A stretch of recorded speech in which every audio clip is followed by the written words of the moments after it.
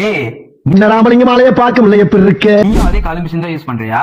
நானும் அதே காது மிஷின் தான் யூஸ் பண்றேன். நம்ம மாதிரி நீங்க டிவி ஷாம்பு தான் வச்சிருக்கீங்க, நம்மளுக்கு அதே வேண்டியதானா? அதுக்கு பெரிய சைஸ் பேட்டரி தானே?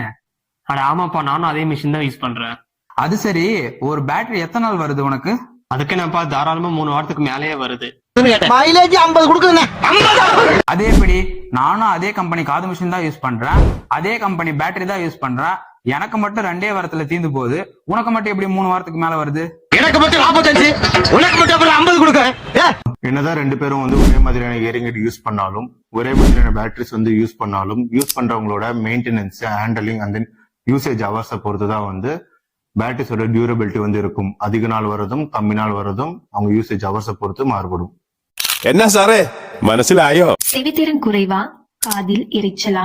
இனி கவலைய விடுங்க, கேட்டு மகிழுங்கள் உலகத்தின் உன்னத ஒளியை எங்களுடன். வெறும் 23 ரூபாய் முதல்